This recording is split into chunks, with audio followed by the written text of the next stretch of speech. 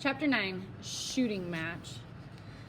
Omri put the cowboy and horse in his sock drawer while he had the quietest supper on record. Then he raced upstairs again, stopping only to pinch a few grains of Gillen's rat feed for the two horses. Shut up in his room, he took stock, meaning he looked around. A room this size was like a sort of an indoor national park to the cowboy and the Indian. It should be easy enough to keep them apart for one night. Omri thought first of putting the new pair straight back in the cupboard and then bringing them back to life the next morning in time for school, but he had promised Patrick not to. So he decided to empty out the dressing up crate and put the cowboy and his horse in there for the night. So that tells something about his character trait right there, that he promised not to, even though it might be the right thing to do. He promised that he wouldn't. It says a lot about Omri.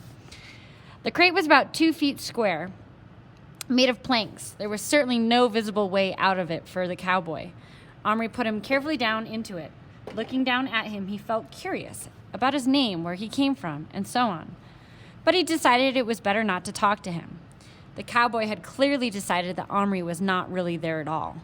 When his big hands reached down, carrying some cold stew, grain for the horse, some fragments of apple for them both, and later some cotton wool and scraps of material for bedding, the cowboy deliberately covered his eyes by pulling down his big hat brim. It was only when Omri reached in one final time to give him a drink of water in a minute green glass bottle that he had found in the bathroom cupboard that the cowboy spoke a word. So up till then, the cowboy would cover his face when Omri came along. Are you noticing a lot of the vocabulary keeps repeating? "Take that filthy stuff out of here," he suddenly shouted in his strong Texas accent. Ain't aiming to drink no more o' that as long as I live." And he heaved the bottle, which was almost as big as himself, up by its base and tipped its content out onto the boards at the bottom of the crate. "It's only water," Omri ventured to say.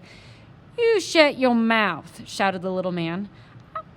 "I won't take no lip from no gold darn hallucination, no, sir. Maybe I do drink too much. Maybe I can't hold my liquor like some of them real tough guys do. But if I'm getting the delirium tremens and starting in to see things, why couldn't I see pink elephants and dancing rats and all them purty things other fellas see when they gets far gone? It ain't fair for me to see giants and blue deserts and get put in boxes the size of Grand Canyon with no one but little hoss for company." Whew, that was hard to read. He sat down on the pile of hay, took the horse's nose in his arms, put his face against it, and began to sob. In other words, he's not drinking the water because he thinks it's liquor, and he thinks he's hallucinating because he's drank too much. Omri was shattered, a cowboy crying. He didn't know what to do. When his mother cried, as she did sometimes when things got too much, she only asked to be left alone till she felt better. Maybe all grown-ups were like that. Omri turned away and got slowly into his pajamas and then went to see how Little Bear was getting along on the far side of the crate. He'd finished the painting. The teepee looked really good. Little Bear was now in the longhouse, arranging his blanket for the night. The pony was tethered to his post on a long rope. Omri took out the rat food and gave it to him. Then he called Little Bear out. "Are you okay? Anything you need?" He should have known better than to ask. "Plenty. Want fire in longhouse. Keep warm. Keep animals away. Want tomahawk." "So you can chop bits of my leg?" Little Bear angry when say that. "Sorry now. Use tomahawk, cut down trees. Chop firewood, kill fish." Go to music. "What fish?" Little Bear replied with a very good imitation of a fish swimming. Then he did mime of catching... Hold on a second, guys. Little Bear replied with very good imitation of a fish swimming. Then he did a mime of catching it, putting it onto a block with a whirl of his arm, chopping off its head with gleeful relish. "I don't know about that. You get, tomorrow, fish from plastic. Good tools. But fire, now. Chief Little Bear, say. Omri sighed. He went to the waste paper basket and picked out the remains of the other fire that he'd thrown away in there. There was quite a lot of fire lighter left. He gathered up some of the bits of willow bark and twigs from where Little Bear had been working. You're not having it inside, though. Far too dangerous. He arranged the fire on the packed earth of the seed tray, about 6 inches from the entrance to the longhouse, first moving the teepee to safety.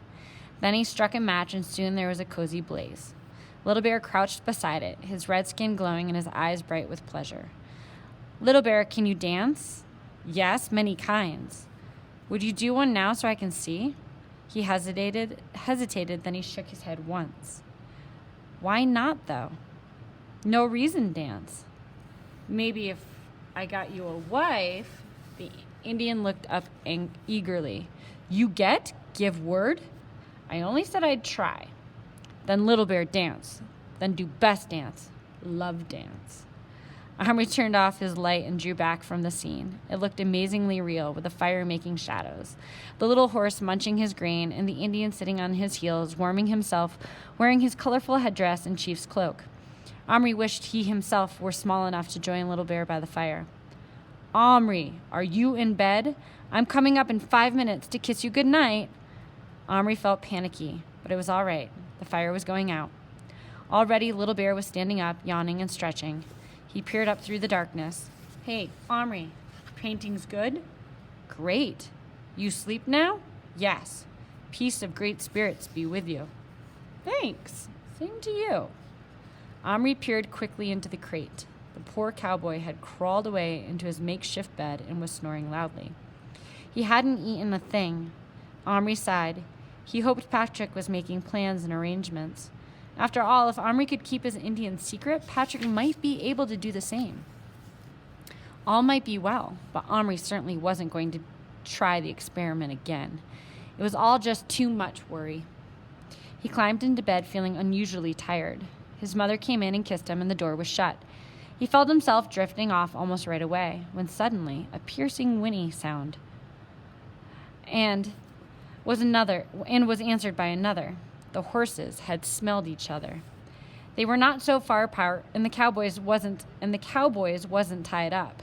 Omri could hear his little hooves clattering on the bare boards of the crate, and then the whinnies began again, high, shrill, almost questioning. Omri thought of putting on his light, but he was awfully tired. Besides, what could he do? They couldn't possibly reach each other through the planks of the crate wall. Let them whinny their heads off. They'd soon get fed up. Omri rolled over and fell asleep. He was awakened just after dawn by shots. He was out of bed in about 1/5 of a second. One glance into the crate showed him all too clearly that the cowboy and his horse had escaped. The second glance showed how a knot in the wood had been pushed out, or perhaps kicked out by the horse, leaving an oval-shaped hole like an arched doorway, just big enough to let the horse and rider through. Omri looked up around wildly. At first, he could see nothing. He dropped to his knees beside the seed box and peered into the longhouse. Little Bear was not there, nor was his horse.